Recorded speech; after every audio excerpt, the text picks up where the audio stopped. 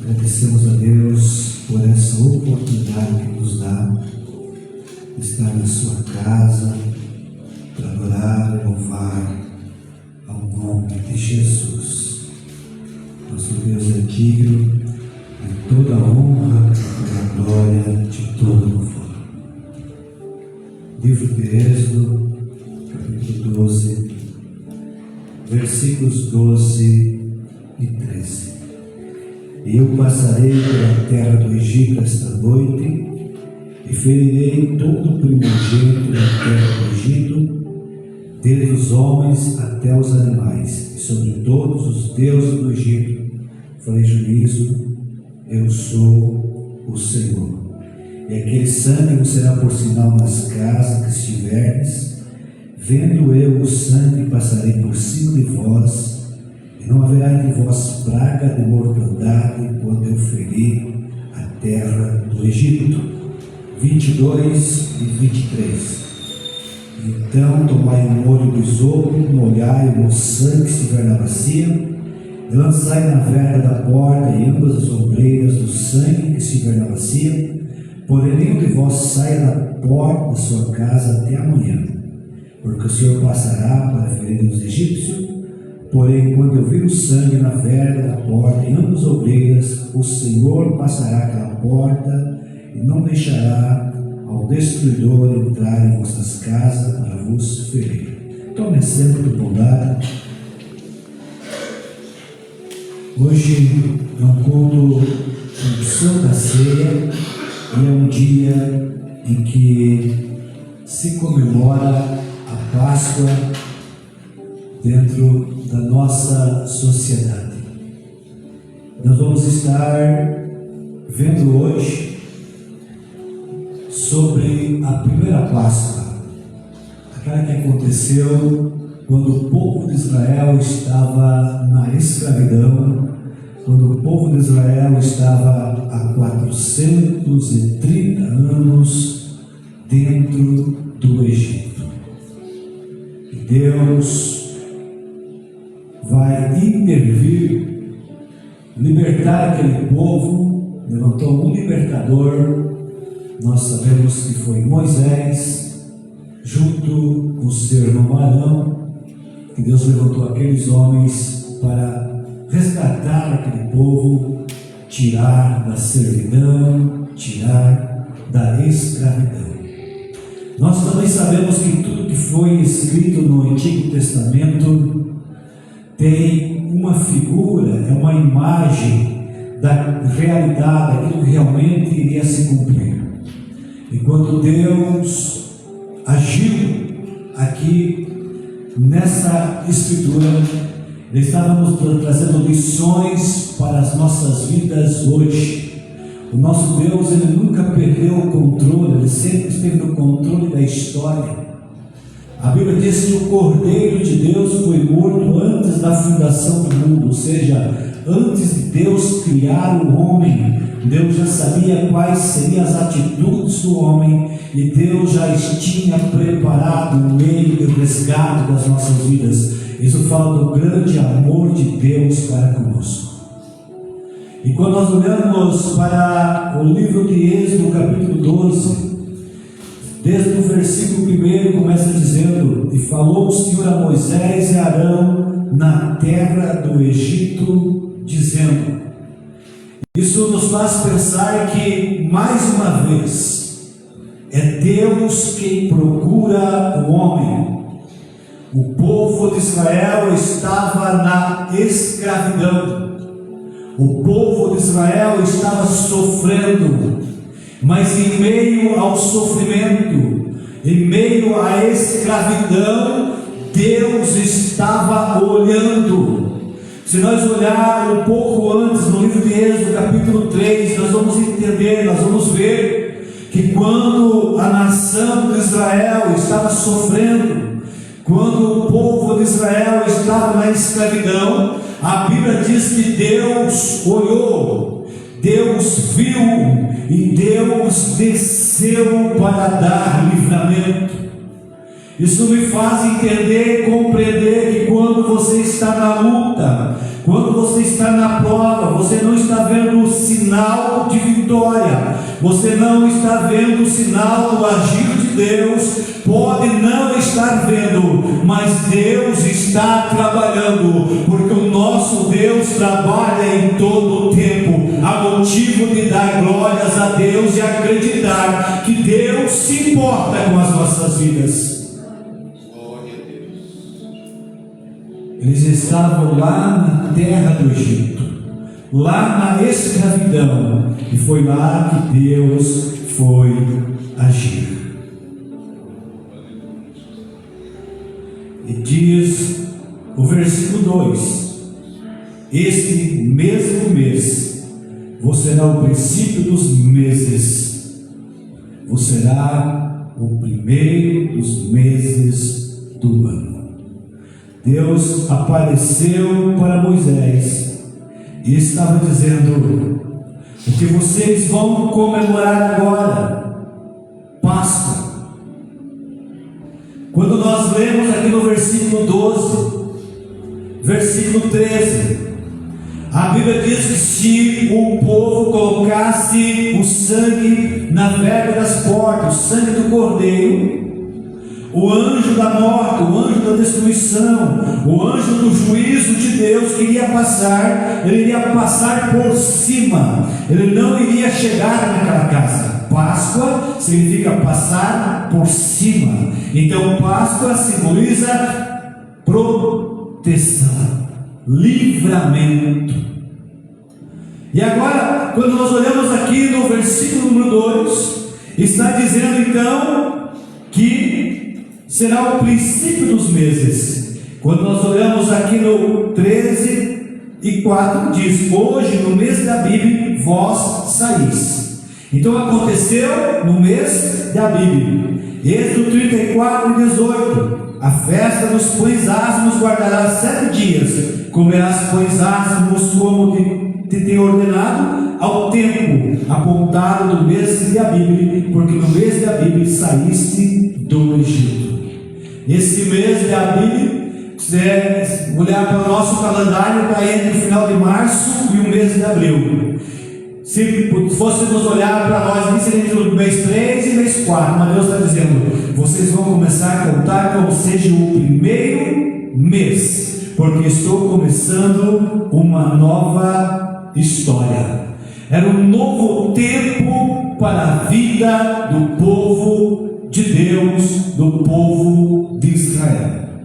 Quando nós olhamos então para a Páscoa, nós podemos dizer que também foi o início de uma nação, porque eles estavam lá como escravos dentro da nação, eles estavam lá como prisioneiros, não eram respeitados como uma nação, mas após a Páscoa, agora eles se tornaram um povo respeitado. Após a Páscoa, após aquele livramento que Deus estava dando para aquele povo, estava começando uma nova história, um novo tempo, estava se formando agora o início de uma nação, uma nova história para aquele povo.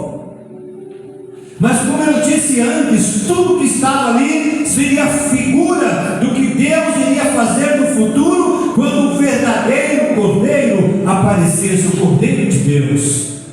E eu te convido a você pensar no que está na carta de Paulo, 2 Coríntios, capítulo 5, versículo 17. Portanto, se alguém está em Cristo, é nova criação, coisas antigas já se passaram, eis que tudo se fez novo. João 3:3-5 diz: Jesus respondeu: na verdade digo que aquele que não nascer de novo não pode ver o reino de Deus. Então, quando nós nos encontramos com o Cordeiro, oferecemos um sacrifício, porque nessa Páscoa o povo de Israel iria oferecer um sacrifício. O sangue do Cordeiro seria derramado, a carne do Cordeiro seria comida. Então eles começariam uma nova história, haveria proteção, o anjo da morte iria passar por cima e o povo de Israel seria liberto. Mas ao mesmo tempo que o povo de Israel estava sendo abençoado, o povo do Egito estava sofrendo o juízo de Deus.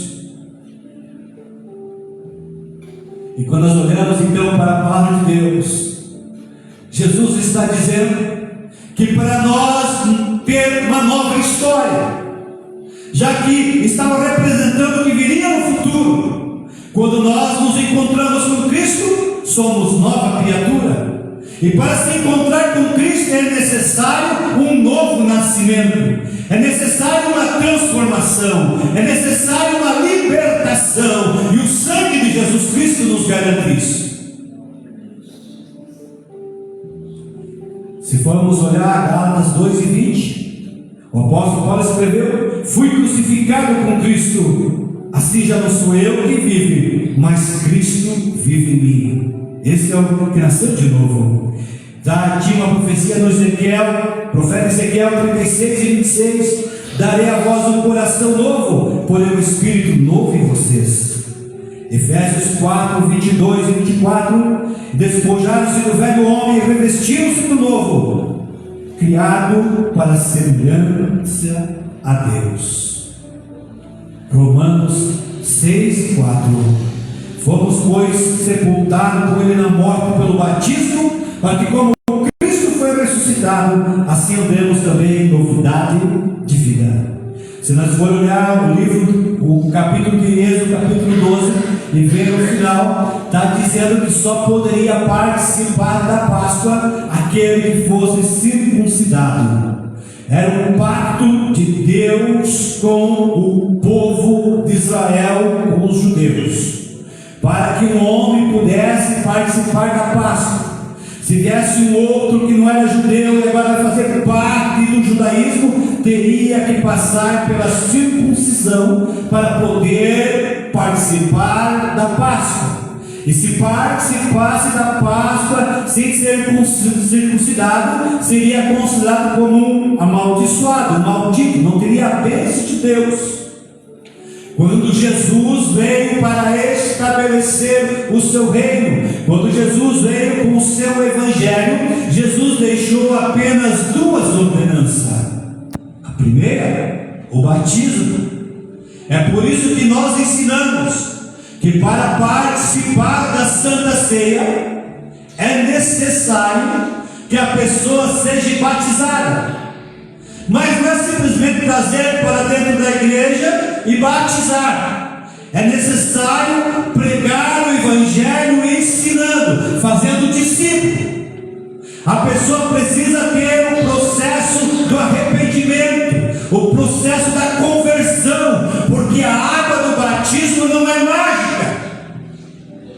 Quando a pessoa ela é batizada, é porque ela já reconheceu que ela é pecadora, ela já teve um encontro com Cristo. Então quando ela desce as águas é símbolo da morte para a velha vida, e quando ela volta é símbolo de uma nova vida com Cristo.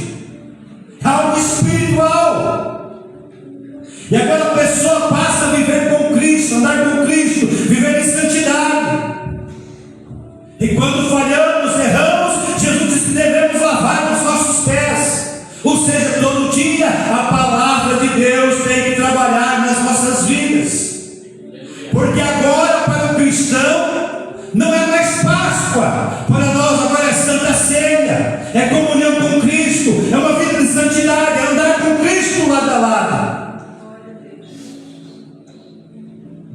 Os judeus comemoravam de ano em ano. Se nós quiséssemos tomar Santa Ceia uma vez por semana, não era pecado. Jesus não disse quantas vezes, mas nós participamos uma vez por mês.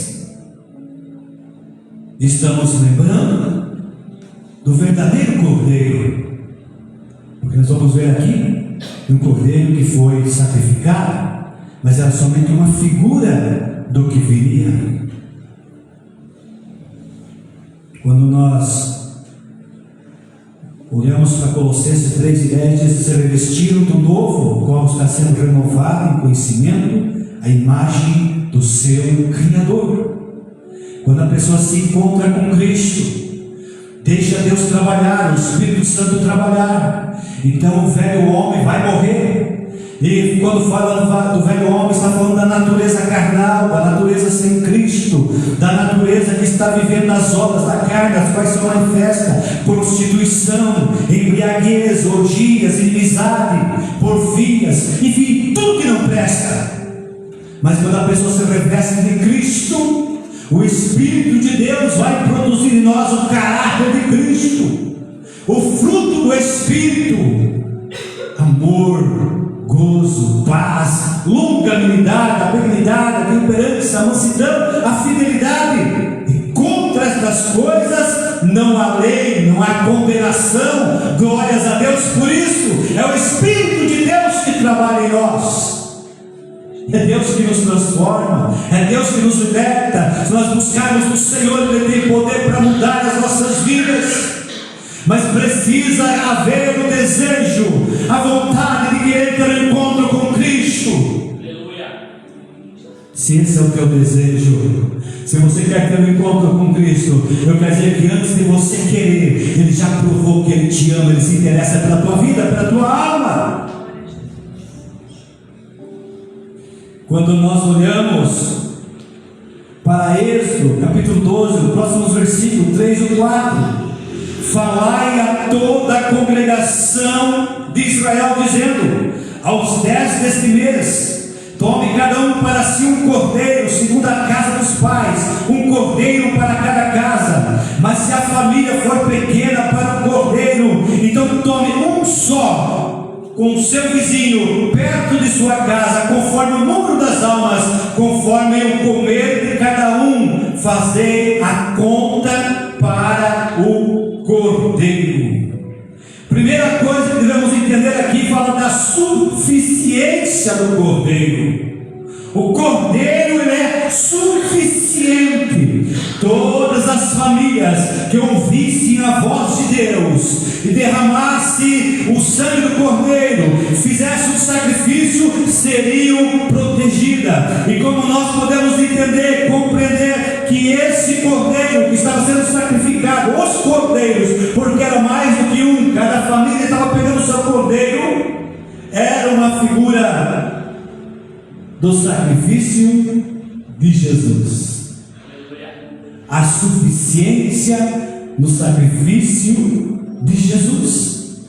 Se todos os seres humanos, estou falando todos os seres humanos, se humilhassem, se arrependessem e quisessem que o sangue de Jesus estivesse sobre as suas vidas, seria suficiente para pagar o pecado de todos os seres humanos. Há o trabalhar de Deus, mas precisa ter o querer do homem, o aceitar do homem. Deus nos deu liberdade, nos deu livre-arbítrio. E eu sei que a igreja que está aqui aceitou o cordeiro, o sangue do cordeiro. O sangue de Jesus é sobre a tua vida, o sangue de Jesus é sobre a tua casa, é sobre a tua família. E quando nós olhamos para esses versículos, está falando então que o cordeiro seria suficiente. E era para pegar um cordeiro sem mácula, sem mancha. Está falando de um sacrifício perfeito. Está falando de um sacrifício, sabe, que não podia colocar defeito. Aquele animal que estava ali tinha que ser perfeito. Mas era somente uma figura do Cordeiro de Deus. Jesus Cristo, o sacrifício perfeito. Jesus é aquele que pagou pelos nossos pecados, pelos teus pecados. Jesus é o cordeiro suficiente para uma pessoa. Quando nós olhamos para o sacrifício de Isaac, está indo Isaac para ser sacrificado, não chegou a concretizar. Porque quando Abraão pensou em oferecer a Isaac, a Bíblia diz que havia um cordeiro amarrado pelos seus chifres, e Abraão ouviu a voz de Deus. Veja aí, primeiro Abraão ouviu a voz de Deus dizendo: pega o teu filho e vai até o monte e oferece em sacrifício. E Abraão vai. De repente Abraão ouve novamente a voz de Deus: não faça isso, Abraão. Isaac foi livre, e Abraão disse: Deus proveu, o Senhor proverá, o Cordeiro de Deus está aqui. Estava ali a figura, um cordeiro no lugar de Isaac, era uma figura do cordeiro que viria no lugar do ser humano, no teu lugar, no nosso lugar. Sabe por que Isaac não foi oferecido em sacrifício? Porque Abraão ouviu a voz de Deus e ele não parou de ouvir, ele continuou ouvindo. Sabe por que muitas vezes nós apanhamos a vida? É porque às vezes temos um encontro com Deus, ouvimos a voz de Deus e saímos à torta direito, e não voltamos mais para uma comunhão, não ficamos atentos, porque o Pai pode falar a qualquer momento. Deus me falou para fazer isso. Talvez Deus falou para você fazer algo há 30, 40 anos atrás, e você fica repetindo, porque não parou para ouvir a voz de Deus, dando uma nova direção, uma nova instrução. Procura ter uma vida de oração, uma vida de comunhão com Deus, porque Deus tem instrução nova todos os dias. Deus quer nos orientar todos os dias. Deus quer, sabe, talvez Deus tenha um novo plano para a tua vida. Você precisa continuar ouvindo a voz de Deus. Jesus é o cordeiro suficiente para uma pessoa, mas Jesus também é o cordeiro suficiente para uma família, como nós vemos aqui no Êxodo capítulo 12, versículo 3. Mas não somente isso. Quando nós olhamos para Isaías 53 e 8, Jesus também é o cordeiro suficiente para uma nação. Porque o profeta diz: pela transgressão do meu povo ele foi atingido.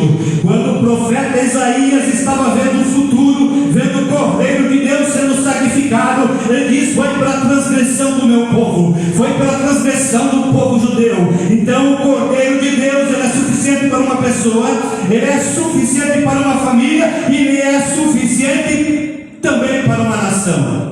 Mas não parou aí, porque chegou João, quando viu Jesus, disse: eis aí o Cordeiro de Deus que tira o pecado do mundo. Oh, glórias a Deus. O Cordeiro de Deus também é suficiente para o mundo. Aí todas as pessoas que se arrependerem, independente se é pobre, se é rico, independente da raça, independente do que for, o sangue de Jesus é suficiente. Há motivo de adorarmos ao Senhor e louvarmos ao Senhor. Quando nós olhamos aqui nesse versículo 3 e 4, ele diz que, conforme o número das almas, conforme o comer de cada um, fareis a conta para o Cordeiro. Ao mesmo tempo, o Cordeiro ele é suficiente para uma pessoa, para uma família, para uma nação ou para o mundo todo. Deus está dizendo: quando vocês sacrificarem o Cordeiro, vocês façam a conta. Se a tua casa tem 3 pessoas, não vão conseguir comer, porque nessa noite tem que comer todo o Cordeiro. Se vocês não conseguem, convide mais outra família pequena, vai junto, reúne as 2 famílias, façam a conta, quantas pessoas que tem, quantos quilos o cordeiro tem, quanta carne vai dar, porque vocês vão ter que comer todo esse cordeiro. Sabe o que nós aprendemos aqui? Que ao mesmo tempo que o cordeiro é suficiente, ele não deve ser desprezado, ele não deve ser desvalorizado, não deve ser jogado fora. Toda a carne do cordeiro tem que ser alimento.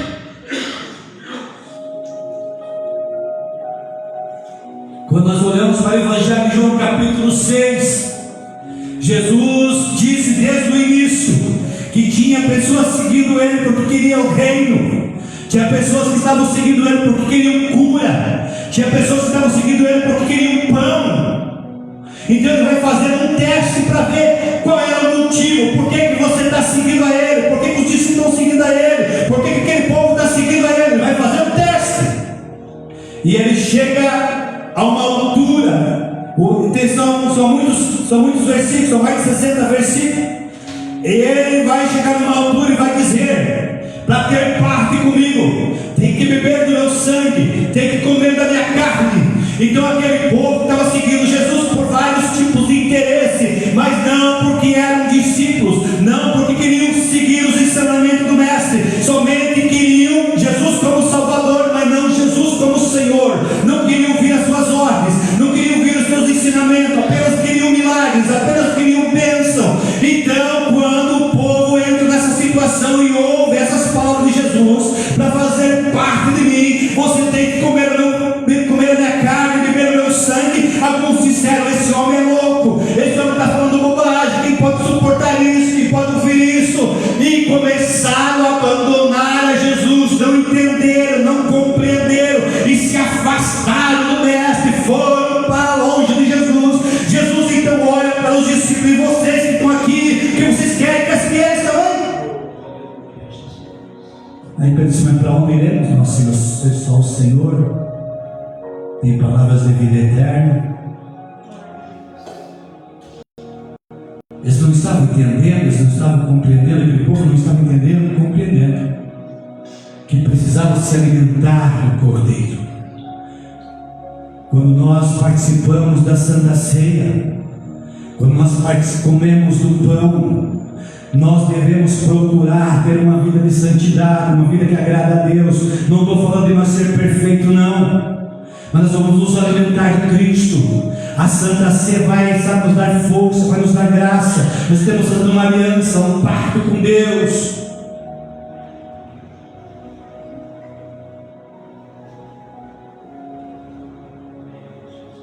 Que a Santa Ceia nos leve a sério essa comunhão com Cristo, ter pacto com o Senhor. E quando nós olhamos nesse texto, Deus está preocupado com toda a família. A família precisa celebrar a Páscoa junto. A família precisa toda estar debaixo do sangue do Cordeiro. Versículo 7. A família toda precisava se alimentar do Cordeiro. E veja uma coisa: para que o sangue do Cordeiro tivesse efeito, para que a pessoa tivesse a proteção de Deus, ela precisava comer a carne do Cordeiro. Tem muitas pessoas que hoje, nós olhando se alimentar de Cristo, nós nos alimentamos de Cristo através da sua palavra. É aqui que nós nos alimentamos de Cristo, da sua palavra. Tem muitas pessoas que estão clamando pela proteção do Cordeiro. Eles querem o sangue do Cordeiro, mas eles não querem a carne do Cordeiro. Eles não querem se alimentar da palavra.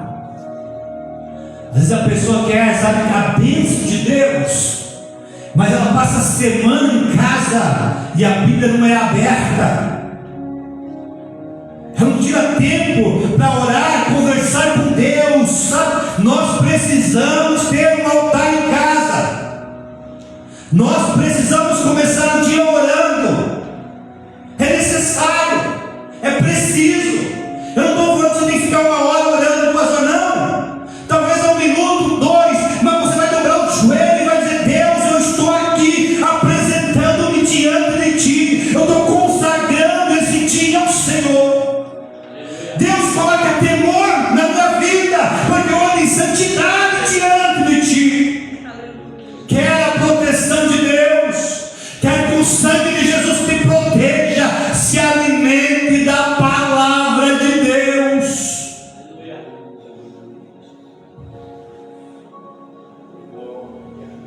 Esse Cordeiro, a Bíblia, nós olhamos ali no versículo dizendo que ao 10º dia eles deviam separar o Cordeiro. E agora diz que no 14º dia eles deveriam então sacrificar o Cordeiro. E quando nós olhamos na palavra de Deus, fala que o Cordeiro de Deus, Ele iria entrar 5 dias antes em Jerusalém. 10, 11, 12, 13, 14, 5 dias. Jesus entrou em Jerusalém 5 dias antes dele ser crucificado. Sabe o que estava acontecendo aqui? Se cumprido uma profecia dizendo: esse é o Cordeiro de Deus.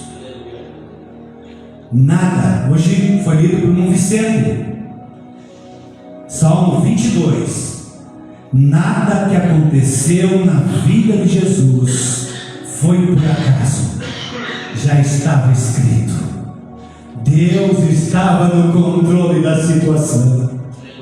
Esse é o nosso Deus.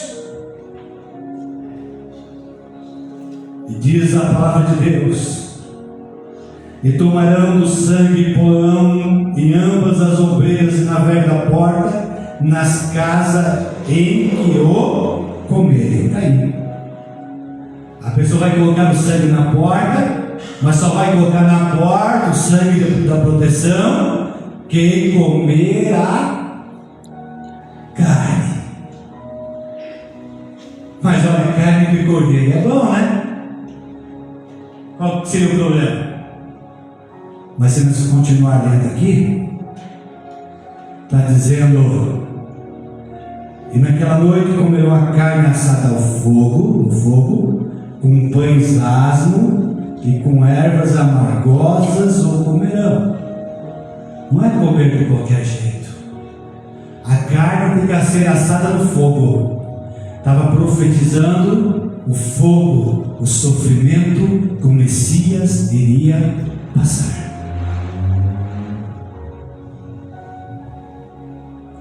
E ainda diz: com pães asmos, pães sem fermento. E depois que eles participaram da Páscoa, eles iriam ficar 7 dias.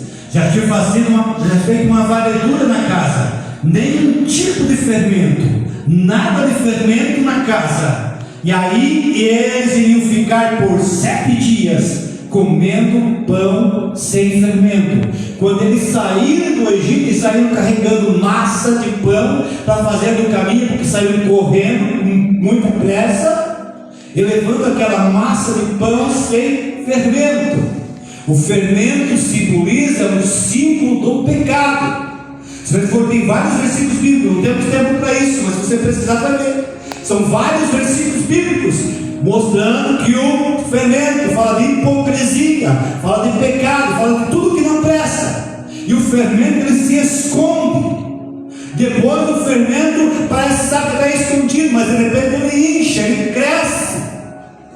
Por isso que nós precisamos fazer uma varredura, como o povo de Israel estava fazendo lá no passado, varrendo, procurando onde tinha um fermento e tirando da casa, porque se segurasse o fermento, alguma casa que tivesse o fermento na Páscoa, era uma casa amaldiçoada, não era uma casa abençoada. Deus não iria ter compromisso com aquela família, com aquela vida que tivesse fermento. Nós vamos participar da Santa Ceia. Mas não é só esse ato, nós devemos continuar trabalhando. O Espírito Santo vai varrendo na minha vida, o Espírito Santo vai olhando na minha casa. Sabe aquela história da mulher que perdeu a dracma, disse que ela acendeu a luz, pegou a vassoura, varreu, ficou procurando. Ela estava procurando algo que perdeu, mas aqui está falando algo que está escondido na nossa vida. Às vezes você não percebe, talvez tenha um pouco de fermento na tua vida e você não está percebendo. Então devemos fazer como o salmista: sonda-me, Senhor, sonda-me, ó Deus, coloca uma sonda em mim e vê se aí algum caminho mau e guia-me pelo caminho da justiça. Deus olha para mim e vê onde eu estou errado. Deus olha para mim e me ajuda a me consertar. Eu preciso disso. Eu preciso que a misericórdia de Deus me alcance. Eu preciso que a graça de Deus me alcance. Eu preciso cada dia me converter mais. Eu preciso. Será que você também não precisa? Se Deus me converte, Deus me ajuda, Deus mostra onde tem fermento na minha vida. Pode ser uma coisa pequenininha, mas se deixar ela vai crescer, ela vai inchar, e daqui a pouco estamos longe de Deus. O desejo de Deus é que nós sejamos abençoados. O desejo de Deus é que você seja abençoado, abençoada. Esse é o desejo de Deus para para as nossas vidas. Nós somos membros do corpo de Cristo. Se você não é batizado ainda, deveria procurar se batizar, se acertar, participar da Santa Ceia. Se você participa da Santa Ceia, leve a sério, porque tudo que está no Antigo Testamento é figura do que está no Novo. E o apóstolo Paulo vai dizer para nós que nós devemos olhar para nós mesmos. Julgue-se a cada um a si próprio. Eu não estou aqui para julgar você, estou para julgar a mim. E hoje eu clamo a Deus por misericórdia. Eu preciso cada dia me converter mais. Eu preciso cada dia dizer: Deus, Espírito Santo é a liberdade, mas Ele vai agir na minha vida à medida que eu der liberdade para Ele. À medida que eu me entregar para Ele, Ele vai trabalhar na minha vida.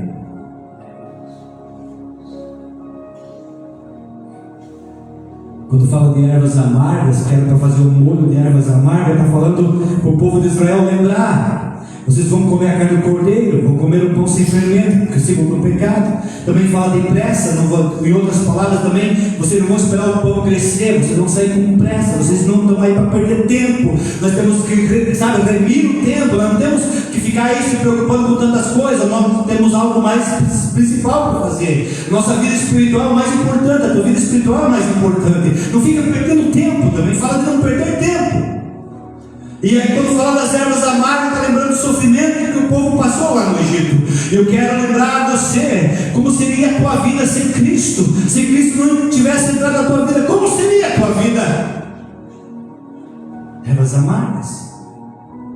Mas diz que também não era para comer só aquela, escolher a parte do cordeiro para comer, só comer a carne boa do cordeiro, não.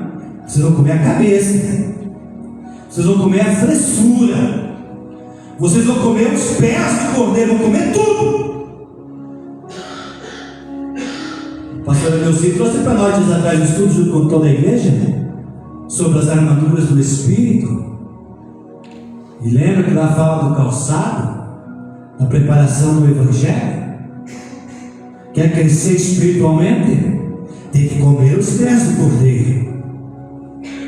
Quando fala de pés do cordeiro, podemos falar: deixa o cordeiro também, dirigir os teus pés, te orientar, deixa ele ser luz para o teu caminho. Mas também fala para você entregar os teus pés para o cordeiro, deixar ele dirigir, ele orientar, ele te levar.